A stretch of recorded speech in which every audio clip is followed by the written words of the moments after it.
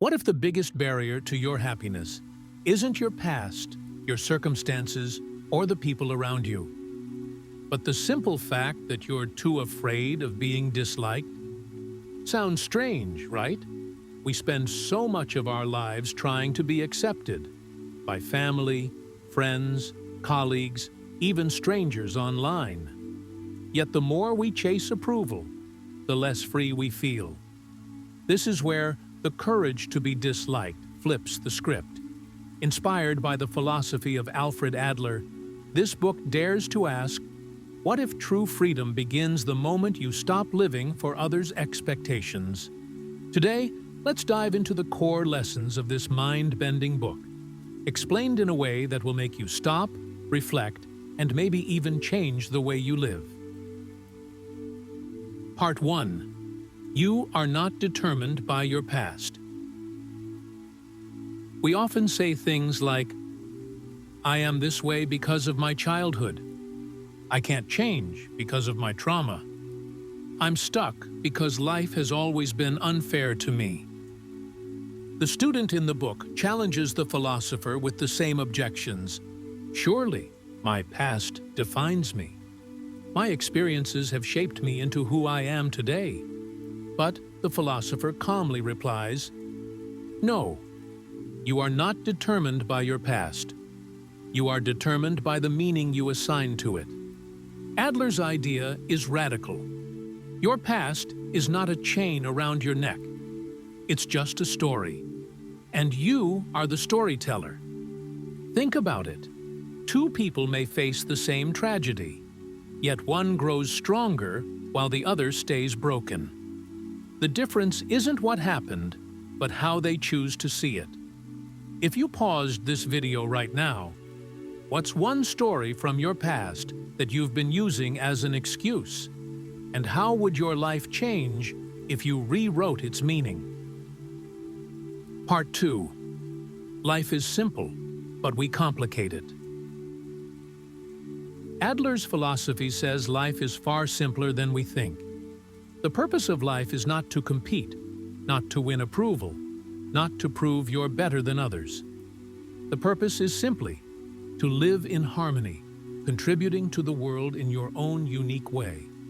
But the student objects again. If life is so simple, why do I feel so anxious, insecure, and unhappy? The philosopher responds, because you are living in comparison. You look at others and feel less. You try to please and lose yourself. Stop competing, and life becomes simple again. We complicate life by setting invisible scoreboards. More money, more likes, more recognition. And yet, none of this leads to lasting happiness. Quick challenge. For the next 24 hours, notice every time you compare yourself to someone else. Then ask yourself, am I living for me or for them? Part 3. Separation of tasks. What is yours versus theirs? This might be the most powerful idea in the whole book. Adler says that most of our suffering comes from confusing whose task is whose. Example, your boss is in a bad mood. Is that your task? Number, it's theirs. Your parents disapprove of your career choice. Is that your task? Number, their disappointment belongs to them. A stranger dislikes you for no reason. Is that your task? Definitely not. Your task is simply to live authentically, to do what aligns with your values. Other people's reactions are their tasks. The student asks, so are you saying I should ignore everyone? Become selfish? The philosopher smiles. No. You should live cooperatively, but without trying to control what isn't yours. Respect others' tasks and guard your own. Mini experiment for viewers. Next time you feel stressed, ask yourself, whose task is this really? Write it down. If it's not yours, let it go. Part 4. Freedom is being disliked. Here comes the paradox that shocks the student, and probably you too. Freedom is having the courage to be disliked. At first, this sounds harsh. Who wants to be disliked? But think about it. The fear of being disliked is what keeps you trapped. It's why you stay silent when you want to speak up. It's why you say yes when you want to say no. It's why you bend yourself into someone else's version of you. The philosopher puts it bluntly. If you constantly seek approval, you are not free. You are living as a prisoner of others' expectations. To be disliked doesn't mean being rude or reckless. It means being willing to stand firm in your values, even if not everyone agrees. It means realizing that no matter how kind, talented, or genuine you are, someone will still dislike you. And that's okay. Reflection. Imagine if today you truly acted without fear of being disliked. What one thing would you finally do? Part 5. Community and Contribution. Now, this doesn't mean you live selfishly.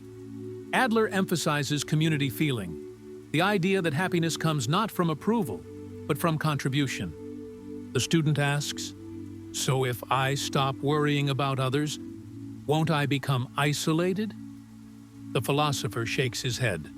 No, you become truly connected, because now you're contributing, not competing. Contribution doesn't have to be grand. Smiling at a stranger, supporting a friend, creating something meaningful, or simply doing your work with sincerity, all of these strengthen community. Happiness is not found in being liked. It's found in knowing you are useful, that your existence matters to the whole. Part 6. The courage to choose your life. At its core, this book is not about others at all. It's about you. The courage to be disliked is really the courage to be yourself. The philosopher's final lesson is this: you are free. Right now.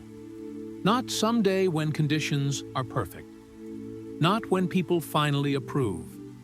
But the moment you decide to live true to your own path. The student, at last, understands. The prison was never the world. It was his own fear. And maybe, just maybe, the same is true for you. So, what does this all mean for you? It means you don't need to rewrite your past. You don't need to win approval. You don't need to please everyone. You only need one thing: the courage to be disliked. Now, here's my question for you, and I'd love for you to reflect deeply. What's one area of your life where you've been holding back because you fear disapproval? Drop it in the comments, not for likes or replies, but as a declaration to yourself. Because the moment you write it, you've already taken the first step towards freedom.